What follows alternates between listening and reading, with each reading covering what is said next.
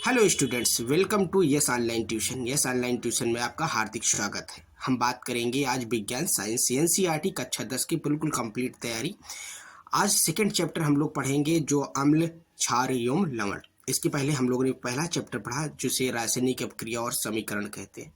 वो 3 वीडियो में आपने नहीं देखा तो जाके देखिए, आपको बिल्कुल समझ में आएगा और बिल्कुल बोर्ड से रिलेटेड कैसे प्रश्न आते हैं उसमें ये डिस्कस किए गए हैं।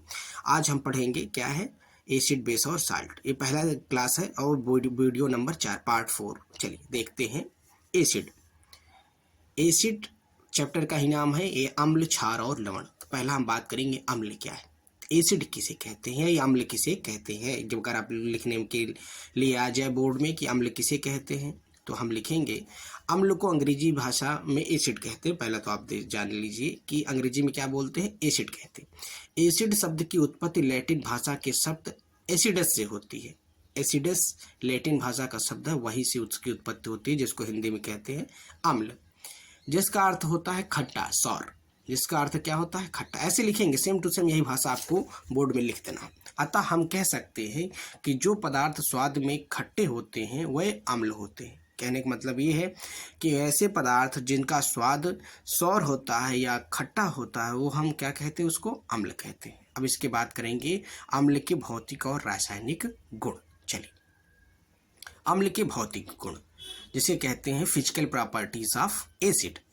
पहला पॉइंट यही है, स्वाद में खट्टा होता है। दूसरा, नीले लिटमस को लाल कर देता है। नीले लिटमस को क्या करता है, लाल कर देता है। तो इसके लिए एक ट्रिक याद रखिए, अनिल, अम्ल, अनिल क्या कर दिया, लाल कर दिया, अम्ल लाल कर दिया, अनिल।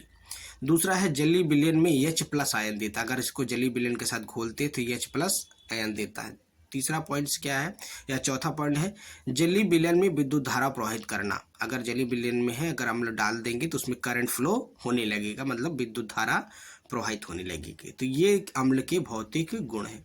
तो अब आप लिखेंगे अम्ल के भौतिक गुण। पहला पॉइंट क्या है, स्वाद में खट्टा होता है, नीले लिटमस को लाल कर देता है, जली विलयन के साथ H+ आयन देता है और जली विलयन में विद्युत धारा प्रवाहित करता है। अब हम बात करेंगे अम्ल के रासायनिक गुण, केमिकल प्रॉपर्टीज ऑफ एसिड। इसमें पहला पॉइंट क्या है, धातु के साथ अभिक्रिया कर H2 निष्कासित करता है। क्या के साथ, अगर इसमें धातु के साथ अभिक्रिया करेगा तो हाइड्रोजन को क्या करेगा, बाहर कर देता है। दूसरा पॉइंट क्या है, धातु कार्बोनेट या हाइड्रोजन कार्बोनेट के साथ अभिक्रिया कर CO2 निष्कासित करता है। अगर हाइड्रोजन कार्बोनेट के साथ रिएक्शन करेगा तो कार्बन डाइऑक्साइड को बाहर कर देता है। ये रासायनिक गुण है।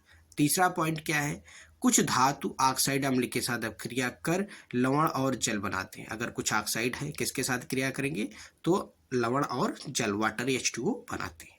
नेक्स्ट बात करेंगे अम्ल के प्राकृतिक स्रोत। इसके प्राकृतिक स्रोत क्या है, ये देखिए एक ही क्वेश्चन में आएगा आपका। अगर बोर्ड में पूछेगा तो कहेगा अम्ल क्या है, उसके भौतिक रासायनिक गुण और उसके प्रकृति के स्रोत क्या है। जैसे नींबू क्या है, अम्ल होता है, इसमें साइट्रिक अम्ल होता है। टमाटर में एस्कॉर्बिक अम्ल होता है। अंगूर में टार्ट्रिक अम्ल होता है। सिरका में एसिटिक अम्ल होता है। दूध में लैक्टिक अम्ल होता है। इमली में टार्टरिक अम्ल होता है और सेब में मैलिक अम्ल होता है। तो ये आपके MCQ में पूछा जाएगा, ऑब्जेक्टिव में पूछा जाएगा कि नींबू में कौन सा अम्ल होता है। तो 4 ऑप्शन देगा, साइट्रिक, एस्कॉर्बिक, टार्टरिक, एसिटिक। तो नींबू में कौन सा अम्ल होता है, साइट्रिक अम्ल होता है। टमाटर में एस्कॉर्बिक अम्ल होता है। अंगूर में टार्टरिक अम्ल होता है। सिरके में एसिटिक अम्ल होता है। दूध लैक्टिक अम्ल होता है। इमली में टार्टरिक अम्ल होता है। सेब में मैलिक अम्ल होता है। ये अम्ल के प्राकृतिक स्रोत, प्राकृतिक मतलब जो नेचुरल द्वारा मिले, प्राकृतिक के से हमें प्राप्त होते। अब हम बात करेंगे अम्लों के प्रकार। अम्लों के प्रकार, अम्ल के कितने प्रकार हैं। तो अम्ल मुख्यतः 4 प्रकार के होते हैं। अम्ल मुख्यतः कितने प्रकार के होते हैं, 4 प्रकार के। पहला प्रबल अम्ल जिसे कहते हैं प्रबल अम्ल। दूसरा एसिड जिसे कहते हैं स्ट्रॉन्ग एसिड। दूसरा दुर्बल अम्ल, वीक एसिड। तीसरा सांद्र अम्ल और चौथा क्या है, तनु अम्ल। तो अम्ल की ये प्रकार है। तो ये चारों प्रकारों को हम भी डिस्कस करेंगे क्योंकि आपके एग्जाम में पूछेगा प्रकार का संक्षिप्त वर्णन करें। अब प्रबल अम्ल वह अम्ल जो जली विलयन में पूर्णतः आयनित हो जाते हैं, आयनित मतलब आयन देते हैं, वो प्रबल अम्ल कहलाते हैं। जैसे मान लीजिए इसको जली विलयन में घोलेंगे तो H2 आयन में टूट जाए जैसे सल्फ्यूरिक अम्ल H2SO4, हाइड्रोक्लोरिक अम्ल HCl, नाइट्रिक अम्ल HNO3, हाइड्रोबोरिक अम्ल आदि प्रबल अम्लों के उदाहरण हैं। तो पूछे जाए कि प्रबल अम्ल क्या है, तो प्रबल अम्ल वह अम्ल होता है जो कि पूर्णतः जल के साथ आयनित हो जाते हैं, मतलब आयनों में टूट जाते हैं, उसे हम क्या कहते हैं, प्रबल अम्ल कहते हैं। जैसे सल्फ्यूरिक अम्ल वाटर के साथ रिएक्शन कराओगे तो टूट जाएगा हाइड्रोजन प्लस SO4, तो हाइड्रो सल्फ्यूरिक अम्ल हो गया। HCl हो गया, HCl को पानी के साथ मिलाओगे तो ये हाइड्रोजन क्लोराइड बना देगा, और हाइड्रोजन डाइऑक्साइड और क्लोराइड डाइऑक्साइड ये सब बना के तुरंत अलग हो जाते हैं। तो नाइट्रिक अम्ल HNO3। उसके बाद प्रबल अम्लों में प्रोटॉन और तथा अर्थात हाइड्रोजन आयन त्याग करने की उच्च क्षमता होती है। क्या करेगा, हाइड्रोजन आयन को त्याग करेंगे। उसके बाद हम बात करेंगे दुर्बल अम्ल। जो अम्ल जलीय विलयन में पूर्णतः आयनित ना हो, कहने का मतलब पहले उसमें क्या था, आयनित हो जाते थे, इसमें क्या होगा, आयनित ना हो, आंशिक रूप से आयनित होते हैं, जो मतलब थोड़ा कम मात्रा में आयनित हो, उसे हम दुर्बल अम्ल कहते हैं। जैसे एसिडिक अम्ल CH3COOH। उसके बाद फार्मिक अम्ल CHCOOH या हाइड्रोजन सल्फाइड H2S आदि दुर्बल अम्ल के उदाहरण हैं।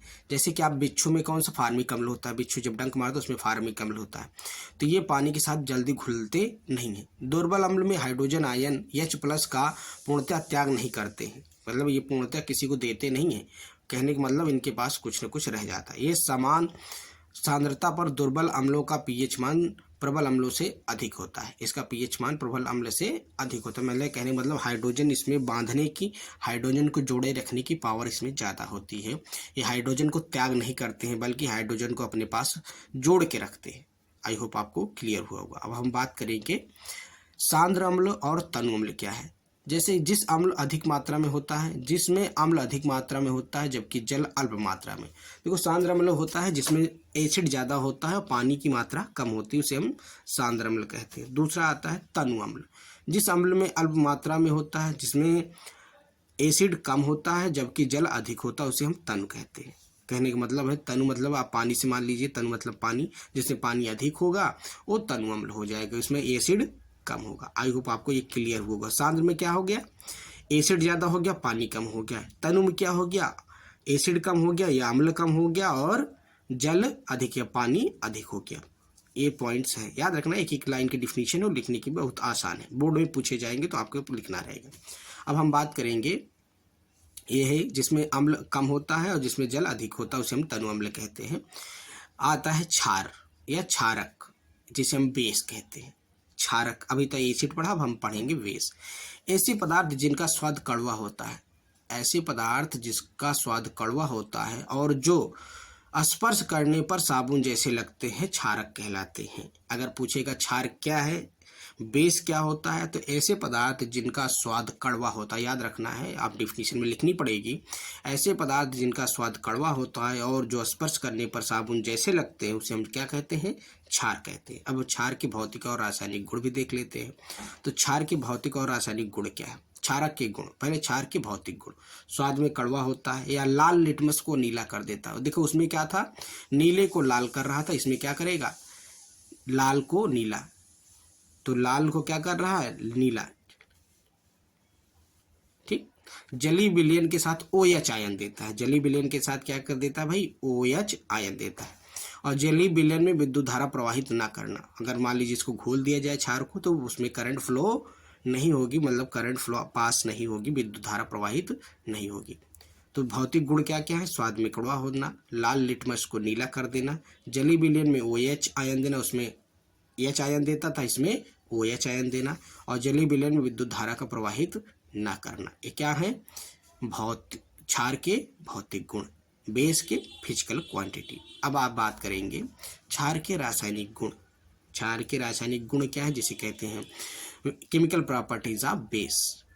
तो क्षार धातु के साथ अभिक्रिया कर H2 मुक्त कर देता है, मतलब है क्षार अगर धातु के साथ अभिक्रिया कर देगा तो हाइड्रोजन बाहर कर देगा। दूसरा पॉइंट है, क्षार अम्लीय ऑक्साइड के साथ अभिक्रिया कर लवण बनाता है। क्या करता है, अम्लीय ऑक्साइड के साथ अभिक्रिया करके नमक का निर्माण करता है। ठीक, अब बात करेंगे हम सूचक, इंग्लिश में क्या बोलते हैं, इंडिकेटर। इंडिकेटर आप देखा होगा ना भाई, जैसे मान लीजिए आप कुछ भी काम करते कर कहीं इंडिकेटर से, मान लीजिए लाइट जल गई नीली लाल, कहते भैया वहाँ पर इंडिकेटर है, खतरा है। तो इसी तरह इसमें अम्ल में भी इंडिकेटर्स होते हैं, वो सूचक का काम करते हैं। सूचक किसी दिए गए विलयन में अम्लीयता या क्षारीयता की उपस्थिति को दर्शाते हैं। कहने का मतलब है सूचक इंडिकेटर वह होते हैं जो किसी विलयन में अम्ल और क्षार की उपस्थिति को बताते हैं। इनका रंग या गंधहीन अम्लीय या क्षारक माध्यम में बदल जाता है। कहने का मतलब रंग के आधार पर भी अम्लीयता का गुण डिसाइड होता है। उसके बाद आता है सूचक के प्रकार। सूचक कितने प्रकार के होते हैं इसके बारे में बात करेंगे। सूचक मुख्यतः कितने प्रकार के हैं, तो सूचक कई प्रकार के होते हैं। पहले आप बस इतना ध्यान रखिए कि सूचक क्या है, तो अगर आपसे पूछा जाए तो ये डिफिनीशन लिखनी रहेगी। अब सूचक के प्रकार, चलिए पहला बात करते हैं प्राकृतिक सूचक। क्या है प्राकृतिक सूचक? वह सूचक जो प्राकृतिक स्रोत से प्राप्त होते हैं। क्या होते हैं? प्राकृतिक स्रोत से प्राप्त करते हैं, उसे हम प्राकृतिक सूचक कहते हैं। जैसे लिटमस लाल पत्ता गोभी का रस, हल्दी हाइडेजिया के फूल का रस आदि, ये सब क्या है? प्राकृतिक स्रोत है। ये हम डायरेक्ट इनको हम प्रकृति से ले आते हैं। जैसे हल्दी क्या है? हल्दी भाई खेत से निकलती है, उसका रंग पीला होता है, कहीं पे डाल दोगे तो इसका रंग चेंज हो जाएगा, तो ये हमारे लिए इंडिकेटर का काम करता है। पत्ता गोभी का रस कहीं पे डालते हो तो उसका भी कलर तुरंत चेंज हो जाता है। तो भी हमारे लिटमस पेपर आप देखे नहीं थे, पहले लाल को नीला करता है, नीले को लाल करता है। जब एसिड में जाता है तो लिटमस लाल से नीला, नीले से लाल। तीसरी चीज, अब हम बात करेंगे लिटमस क्या है। अम्ल तथा क्षारक की पहचान के लिए सबसे सामान्य रूप से उपयोग किए जाने वाला प्राकृतिक सूचक लिटमस है। ये लिटमस पेपर की तरह ही होता है। लिटमस एक लाइकेन शैवाल से प्राप्त किया जाता है। किससे प्राप्त किया जाता है? शैवाल से। अगर पूछा जाए लिटमस क्या है, तो लिटमस आप लिखेंगे लिटमस तथा अम्ल तथा क्षारक की पहचान करने के लिए एक सामान्य रूप से प्रयोग किए जाने वाला प्राकृतिक सूचक है। किससे बनाया जाता है भाई? लिटमस को लाइकेन से प्राप्त किया जाता है। किससे प्राप्त किया जाता है? लाइकेन से। आई होप आपको ये पॉइंट्स क्लियर हुए होंगे। अब हम लोग बात और आगे करेंगे लिटमस पत्र, जिसमें आप कहते हैं लिटमस पेपर। लिटमस विलयन के रूप में तथा कागज की पट्टियों के रूप में उपलब्ध होता है। इन कागज की पट्टियों को लिटमस पत्र कहते हैं। लिटमस पत्र दो रंगों का होता है, नीला और लाल। अगर अम्ल नीले लिटमस पत्र को लाल कर देता है, जबकि क्षार लाल लिटमस को नीला कर देता है। तो इसको याद करने के लिए ट्रिक है, एक आप याद रखिए अनिल, दूसरा छलनी। क्षार क्या करता है? क्षार छलनी, नीले से लाल से नीला, छलनी क्षार मतलब लाल से छलनी, क्षार लाल से नीला, अनिल अम्ल, अनिल नीले से लाल। इस तरह दोनों याद रखना है। तो लिटमस पत्र दो रंग के होते हैं, बस याद रखना है, नीला और लाल। अम्ल क्या करता है? नीले लिटमस पर पत्र को लाल कर देता है, और जबकि क्षार लाल लिटमस पत्र को नीला कर देता है। अब हम बात कर लेते हैं हल्दी। ये आप बेसिकली जाने होंगे, सबके घर में भी यूज होता है, लेकिन ये खेत से प्राप्त किया जाता है। इसमें टाइट्रिक अम्ल भी होता है, याद रखना है। तो हल्दी एक प्रकार अन्य प्रकार का प्राकृतिक सूचक है। यह पीले रंग का होता है। कई बार आपने देखा होगा कि यह सफ़ेद कपड़ों पर सब्जी दाग धब्बे में लग जाता है, तो साबुन के साथ जब धोते तो इसमें दाग धब्बे का भूरा या लाल रंग कर देता है। जैसे कभी सफ़ेद कपड़े में हल्दी का या खाना गिर जाए जिसमें हल्दी पड़ा हो, अगर आप साबुन से धोते हैं तो वहाँ पर लाल हो जाता है। तो वही कह रहा है ना, अम्ल के साथ हल्दी का में रंग में कोई परिवर्तन नहीं होता, लेकिन क्षार के साथ परिवर्तन हो जाता है। याद रखना, हल्दी भी एक प्रकार का सूचक है, इंडिकेटर्स है। ठीक, नेक्स्ट बात करेंगे हम संश्लेषित सूचक। संश्लेषित मतलब सिंथेटिक इंडिकेटर्स। ये वह सूचक होते हैं जो प्रकृति में नहीं होते हैं, अपितु ये रासायनिक पदार्थों द्वारा बनाए जाते हैं। क्या होते हैं? रासायनिक पदार्थों द्वारा बनाए जाते हैं। जैसे मेथिल ऑरेंज एवं फिनोलेफ्थलीन आदि। तो इनका उपयोग हम क्या करते हैं? अम्ल और क्षार की जांच करने के लिए भी कहते हैं, जैसे मेथिल ऑरेंज और फिनोलेफ्थलीन। ठीक, इसका उपयोग अम्ल और क्षार की जांच करने, मतलब कि हम एसिड है या बेस है, जब मेथिल ऑरेंज को मिलाते हैं तो इसका रंग ये भूरा हो जाता है, बैगनी या रेड से हो जाता है। इसी तरह फिनोलेफ्थलीन है। फिनोलेफ्थलीन मतलब जिसे आप कहते हैं ना कपूर की गोली, ये भी है फिनोलेफ्थलीन। ठीक, नेफ्थलीन फिनोलेफ्थलीन, इन्हीं सबसे बनाए जाते हैं, भी हमारे इंडिकेटर का काम करते हैं, रासायनिक सूचक का काम करते हैं। क्या करते हैं? जैसे इस अम्ल की पहचान करनी है या क्षार की पहचान करनी है, तब भी हम इसका उपयोग करते हैं। नेक्स्ट बात करते हैं गंधी सूचक। जिसे कहते हैं स्मेल्स इंडिकेटर। कुछ ऐसे पदार्थ होते हैं जिनकी गंध अम्लीय या क्षारीय माध्यम से बदल जाती है, जैसे पदार्थों को गंधीय सूचक कहते हैं। जैसे मतलब मान लीजिए कुछ ऐसे पदार्थ हैं, जैसे प्याज देखेंगे गंध आती है काटने के बाद भी, और जब आप काटते हैं तो रोने के, उसमें सल्फेनिक अम्ल होता है, उससे हमारे आँख में लगता है तो हमें आंसू निकलते हैं। दूसरा लौंग और तेल आदि। तो लौंग भी आप देखेंगे तो इसमें गंध आती है, एक अजीब सी स्मेल, गंध क्या महक सी आती है, जिससे पता चलता भाई प्याज कट रही, लहसुन कट रही। तो ये भी हमारे क्या है, इंडिकेटर है, इसमें गंध होती है और गंध के कारण इनको हम पहचान सकते हैं। तो ये हमारे गंधीय हैं, ये स्मेलिक इंडिकेटर्स हैं। तो आई होप आपको इंडिकेटर्स के कुछ पॉइंट्स क्लियर हुए होंगे। और गंधीय सूचक और भी क्या कह सकते हैं कि मतलब कि जो हमें गंध या अम्लीय क्षारीयता में बदल देती हैं। जैसे कि मान लीजिए प्याज है, कुछ समय बाद काटने के बाद देखिए उसका रंग भी बदल जाता है, जैसे सेब को काटने के बाद उसका रंग बदल जाता है। तो कुछ ऐसे प्राकृतिक स्रोत होते हैं जो कि हमारे इंडिकेटर का कार्य करते हैं। तो आई होप आपको ये सारी चीज़ें समझ में आई होंगी। दूसरा चीज़ हम बात करेंगे सार्वत्रिक सूचक। सार्वत्रिक सूचक विभिन्न रासायनिक में बना हुआ एक मिश्रण है जिसके भिन्न भिन्न पीएच वाले पदार्थ के बारे में रंग परिवर्तन द्वारा बता देता है और क्षारक या अम्ल है।